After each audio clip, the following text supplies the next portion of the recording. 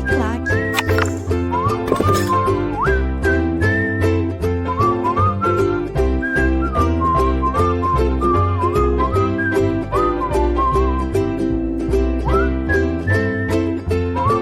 Olá, sejam muito bem-vindos, nós já nos conhecemos, eu sou a professora Débora Botan e agora nós vamos ter uma aula prática. Como assim, professora, aula prática? Nós vamos colocar em xeque, tudo aquilo que nós aprendemos na aula sobre crime, sobre teoria do crime, na nossa aula de nexo causal, ok? Então nós estudamos, já vencemos o conteúdo de nexo causal e agora nós vamos colocar à prova o nosso conhecimento. Vamos resolver algumas questões aqui referentes ao tema nexo causal, ok, galerinha? E a minha dica para vocês, a minha dica de sempre é: resolvam o maior número de questões possíveis em relação ao tema estudado, ok? Então, o tema estudado, ele deve ser colocado à prova por meio de resolução de questões. Você aprende, você memoriza, tá? Você descobre coisas novas em relação ao tema que você já estudou quando você está resolvendo, analisando questões, ok? Então, eu sei que às vezes é corrido, mas tira um tempinho e responda. Analise o maior número de questões possíveis, dentro das suas possibilidades, dentro do seu horário, dentro do seu tempo, ok? Vamos lá comigo então, pessoal, olha só. Primeira questão. Considerando a relação de causalidade prevista no Código Penal, assinale a opção correta. Primeiro, professora, por que está Código Penal aqui? Porque é o seguinte, o nexo causal, nós podemos trabalhar com o nexo causal, tá? Tanto referindo-se a nexo causal no Código Penal, como referindo-se ao nexo causal no Código Penal Militar. Eles têm a mesma aplicabilidade, ok? Então, quando fala em nexo causal no CP comum e fala em nexo causal no CPM, nós temos a mesma aplicabilidade, tá? Então, vamos lá. Considerando a relação de causalidade. Letra A. As causas, por nós assinalarmos a opção correta, as causas supervenientes relativamente independentes possuem relação de causalidade com a conduta do sujeito e não excluem a imputação do resultado? Veja bem, essa questão aqui ela não está correta. Por quê? As causas supervenientes relativamente independentes, elas possuem sim uma relação de causalidade com a conduta do sujeito, porque é uma causa relativamente independente. Então, essa causa ela possui relação com a conduta do sujeito. Só que ela exclui, por vezes, a imputação do resultado. Quando que uma causa relativamente independente superveniente é capaz de excluir a imputação do resultado, é capaz de fazer com que o agente não responda por aquele resultado? Quando essa causa superveniente, relativamente independente, por si só produzir o resultado criminoso. Então, sempre que uma causa superveniente, relativamente independente, por si só produzir o resultado do criminoso, vai excluir sim a imputação do resultado. Então essa questão, ela está errada por isso, porque ela fala que as causas supervenientes relativamente independentes, tá? Não excluem a imputação do resultado. E essas causas sim, há situações em que elas excluem. Que situação que é essa, professor? Quando essa causa por si só produzir o resultado. Então, não é correta a letra A. Letra B. As causas pré-existentes, relativamente independentes, não possuem relação de causalidade com a conduta do sujeito e excluem a imputação do resultado? Possui sim, ok? Então, ela está errada por quê? Porque possui relação de causalidade, ok? E não exclui a imputação do resultado. E não exclui a imputação do resultado, tá? Então, veja bem, sempre que nós estivermos diante de uma causa relativamente independente, essa causa ela vai ter uma relação com a conduta do sujeito. Letra C. As causas pré-existentes, absolutamente independentes, possuem relação de causalidade com a conduta do sujeito e não excluem o nexo causal? Está errado? Por quê? Porque enquanto as causas relativamente independentes sejam pré-existentes, sejam concomitantes, sejam supervenientes, todas elas, nesses três momentos, as causas relativamente dependentes, elas possuem relação com a conduta do sujeito. Agora, quando estamos diante de causas absolutamente independentes, essas absolutamente independentes não guardam relação com a conduta do sujeito. As causas absolutamente independentes, pré-existentes, concomitantes e supervenientes não guardam relação com a conduta do sujeito, ok? Elas rompem o nexo causal e não guardam relação com a conduta do sujeito. Então a letra C também está incorreta. Letra D. As causas concomitantes, relativamente independentes, não possuem relação de causalidade com a conduta do sujeito e não excluem a imputação do resultado. Ela não exclui a imputação do resultado. Essa parte final está correta. Porém, essas causas concomitantes relativamente independentes, elas possuem sim relação de causalidade com a conduta do sujeito. Então, esse não aqui está tornando a questão errada. Nos conforta agora termos somente a letra E, porque tem que ser a letra E a correta. Vamos ver o que ela fala. As causas concomitantes, absolutamente independentes, não possuem relação de causalidade com a conduta do sujeito e excluem o nexo causal. Perfeita. Sempre que nós falarmos em causas absolutamente independentes, lembre, essas causas, elas não possuem relação de causalidade com a conduta do sujeito. Não possuem relação com a conduta do sujeito e exclui e rompe o nexo causal. Então, nós ficamos com a letra correta, é a letra E, referente à primeira questão. Próxima questão, pessoal. Vamos lá, próxima questão. O Código Penal, ao tratar da relação de causalidade do crime, considera causa emoção ou paixão? Não. Delação? Não. Ação ou omissão, sem a qual o resultado não teria ocorrido. Então, ao tratar da relação de causalidade do crime, considera-se causa a ação ou omissão, sem a qual o resultado não teria ocorrido. Considera como causa a excludente de ilicitude? Não, isso aqui é consequência. Discriminante disputativa? Também não, ok? Então, é a letra C, a letra correta desta questão. Fácil. Pois bem, próxima questão. Olha só, galerinha. O Código Penal, ao tratar da relação de causalidade, consignou que a superveniência de causa relativamente independente somente afasta a imputação quando, por si só, produziu o resultado. Beleza? Excluindo outras considerações aos fatos anteriores ocorridos. Vem cá, está correta ou está errada essa afirmação? Essa afirmação, galerinha, até aqui, ó, primeira parte está correta, tá certinho. Em relação da superveniência de causa relativamente dependente, quando ocorre uma causa que por si só produziu o resultado criminoso, exclui a imputação do resultado ao agente, o agente não responde por aquele resultado. Beleza. Ó, mas a questão continua. Excluindo outras considerações quanto aos fatos anteriormente ocorridos? Não! Porque se nós colocarmos isso aqui, essa segunda parte, como correta, nós estamos falando que o agente não responde por nada. Estamos falando que ele não responde por nenhuma conduta que tenha praticado até a superveniência dessa causa relativamente independente que por si só produziu o resultado criminoso. Então nós pegamos aquele nosso clássico exemplo, né?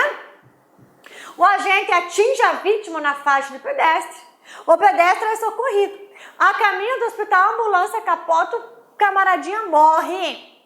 Tudo bem? É uma causa superveniente que por si só produziu o resultado. Aquele que efetuou o atropelamento não vai responder pela morte. Mas nós não vamos desconsiderar o fato dele ter causado lesões corporais à vítima, ok? Então nós não vamos desconsiderar o que aconteceu antes do evento morte. Então, neste caso, essa afirmação está errada. Porque nós não vamos desconsiderar os fatos ocorridos anteriormente. Ou seja, o agente não responde pela morte, mas ele responde pelas lesões corporais provocadas devido ao atropelamento. Ok? Então essa questão está errada. Errada por quê? Por conta dessa segunda parte, tá? Então a segunda parte dessa sentença a torna errada. Né? Próxima questão. Olha só. Sobre o nexo de causalidade à luz do Código Penal Brasileiro. Assinale a opção correta. Vamos lá. Letra A. Por aplicação direta da teoria da causalidade adequada, né? Adotada como regra pelo Código Penal Brasileiro. Télamo, operário da mina de extração de ferro, agindo sem dolo ou culpa, não pode ser responsabilizado pelo homicídio praticado com arma de fogo, produzida com aquele minério. É claro que não, né? Nós não podemos regressar ao infinito, tá? Não podemos regressar ao infinito.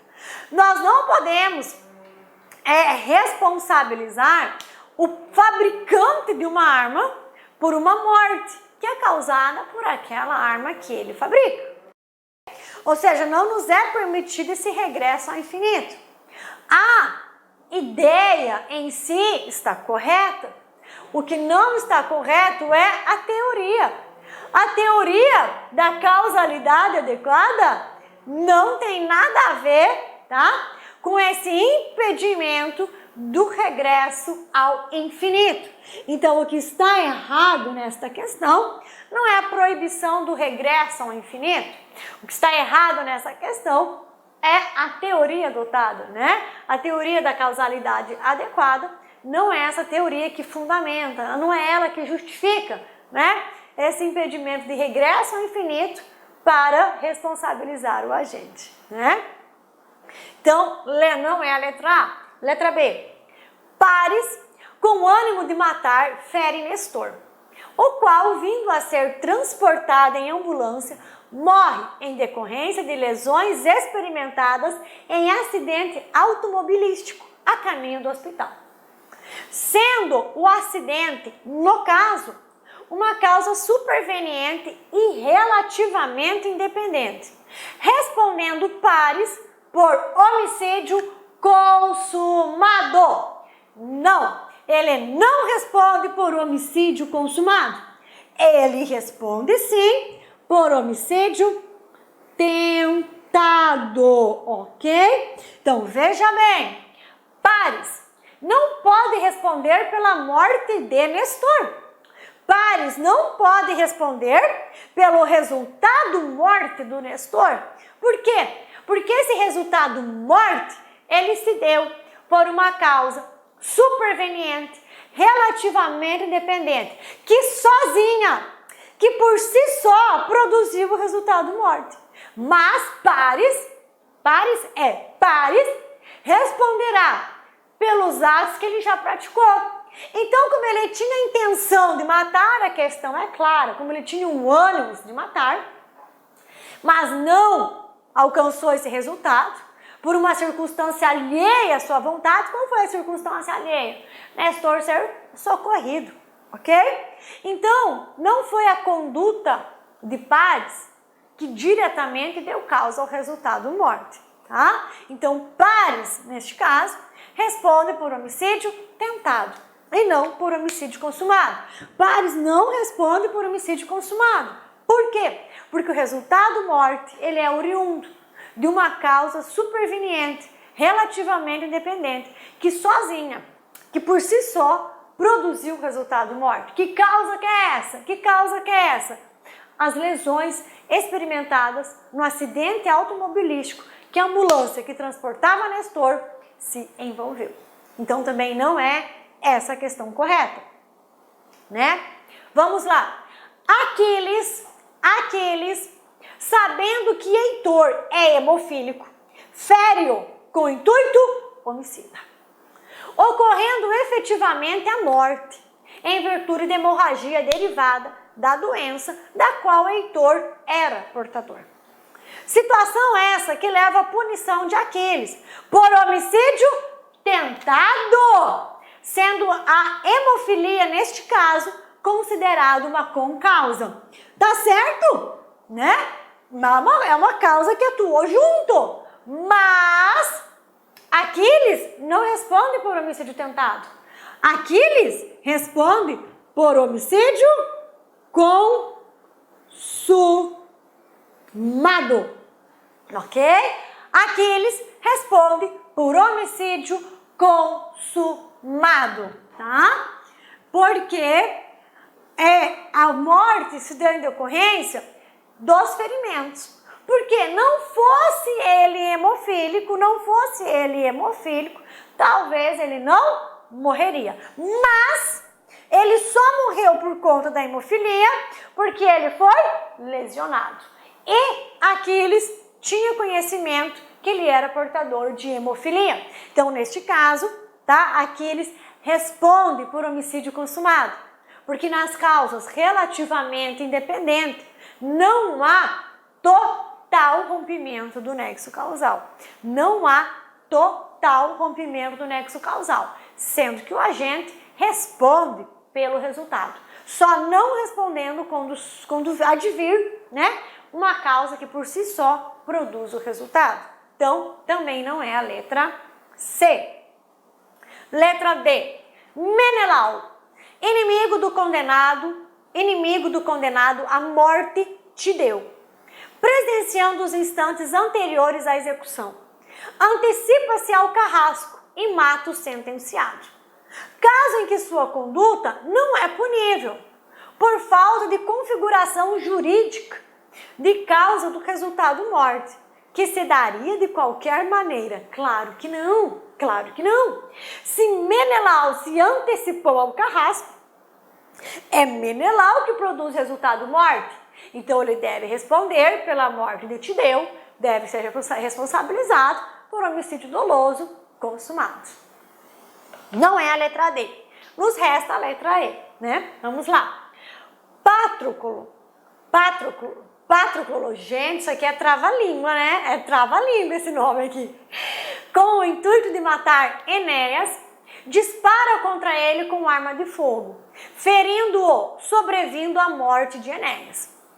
Exclusivamente por intoxicação causada por envenenamento, provocado no dia anterior por Ulisses, devendo Pátroclo, nessa situação, responder por homicídio tentado, porque o envenenamento é considerado uma causa pré-existente, absolutamente independente. Certinha a questão. Compreenderam? Então, ó, nós temos Pátroclo, que foi, no dia anterior, envenenado por Ulisses, ok? Então, vamos imaginar, né? No dia 1º, Pátroclo foi envenenado por Ulisses, né? No dia 2, né? Imagine, dia 1/2. No dia 2/2, Enéas efetuou disparo de arma de fogo, né? Então, Pátroclo recebe disparos de arma de fogo de Enéas. Pátroclo vem a morrer, mas ele não morreu em decorrência dos disparos realizados por Enéas. Pátroclo morreu em relação do envenenamento realizado por Ulisses. Então, a relação da conduta do Enéas para o resultado morte teve o quê? Uma quebra do nexo causal. uma causa absolutamente pré-existente, independente da conduta de Enéas, é que causou o resultado morte. Neste caso, Ulisses responde por homicídio consumado. E Enéas, prof, por homicídio tentado. Ok? Então, a questão correta, galerinha, é a nossa letra E. Ela está correta, ela está perfeita, ela está clara, né? Vamos lá, próxima questão. A é esfaqueada por B, sofrendo lesões corporais leves. Socorrida e medicada, A é orientada quanto aos cuidados a tomar, mas não obedece à prescrição médica. E em virtude dessa falta de cuidado, o ferimento infecciona, gangrena e ela morre. Assinale a alternativa correta. B, né? Responde pelo resultado morte, visto se tratar de causa superveniente, absolutamente independente, tudo bem. Ela não vai responder pelo seu resultado morte. Por quê? Primeiro, porque essa causa superveniente não é absolutamente independente, ela é relativamente independente, porque é uma causa que advém dos ferimentos provocados por B. Então, ou seja, ela não vai responder pelo resultado morte, tá? E a causa também não é uma causa absolutamente independente, é uma causa relativamente independente. E por que, professora, que B não responde pelo resultado morte? Porque essa situação, ferimento infeccionado, gangrena, ok? É uma causa relativamente independente, superveniente, que por si só produziu o resultado morte, que por si só produziu o resultado morte. Então, essa questão letra A não está correta. Letra B. B responde pelo ato de lesão praticado, visto se tratar de causa concomitante, relativamente independente. Não é uma causa concomitante relativamente independente, é uma causa superveniente, relativamente independente, ok? Letra C.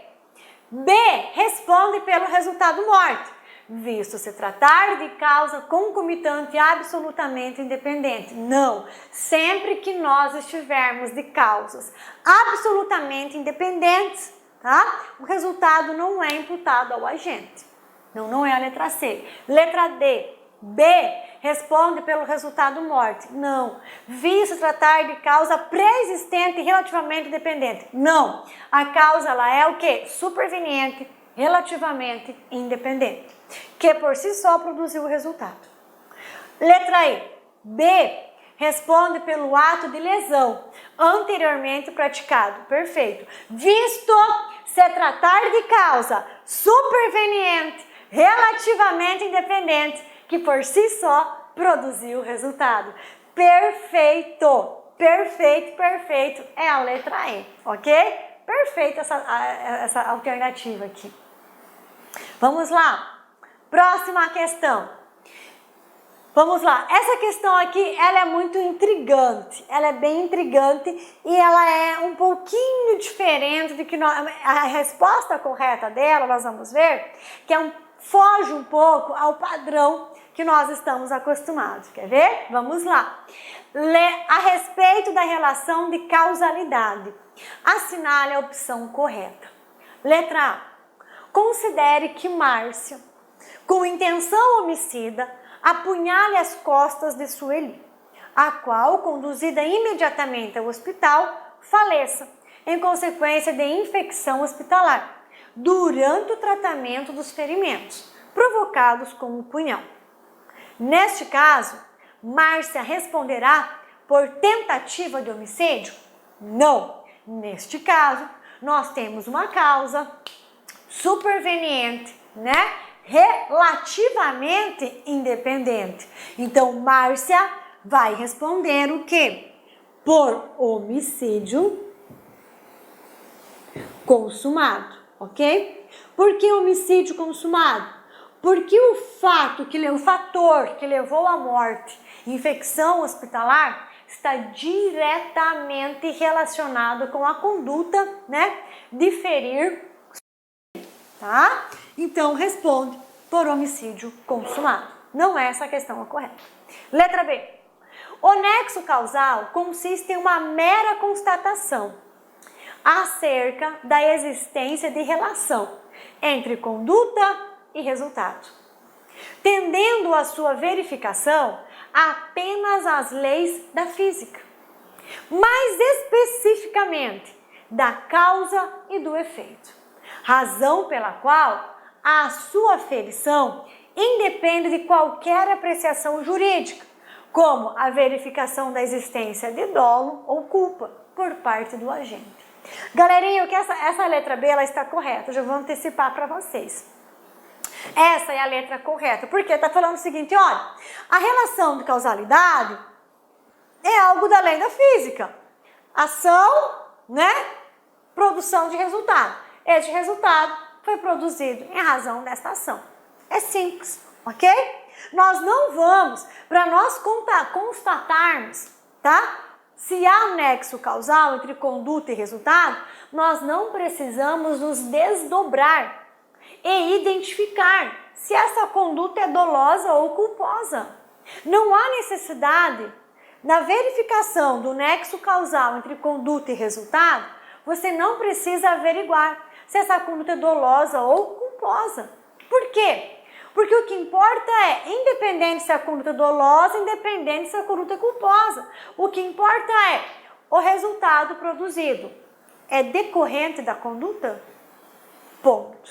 Só isso precisamos analisar. Então, a letra correta é a letra B, tá? Letra C.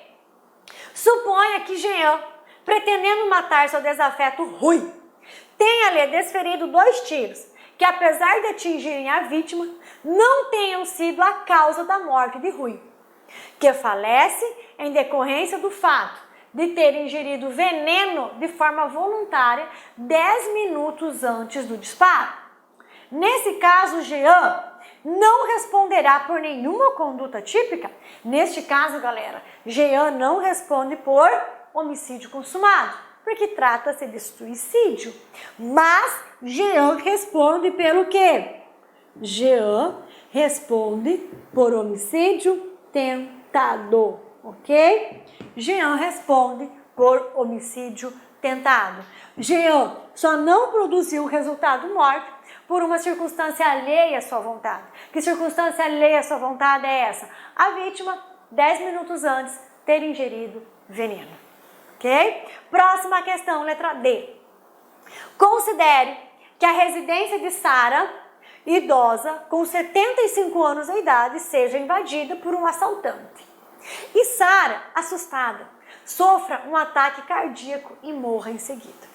Nesse caso, considerando-se o fato de a vítima ser idosa e de que o agente tivesse conhecimento dessa condição, o ataque cardíaco será uma causa concomitante, relativamente independente à ação do agente, devendo este responder por tentativa de homicídio? Não.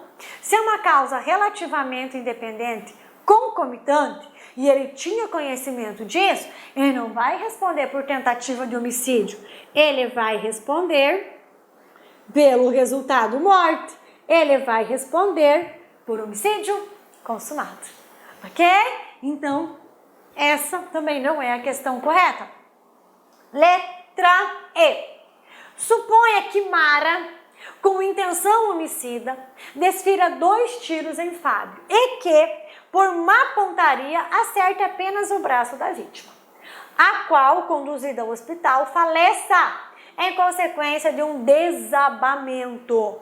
Nesse caso, Mara deverá responder por homicídio doloso consumado? Não. Mara deverá responder por homicídio tentado. Por quê?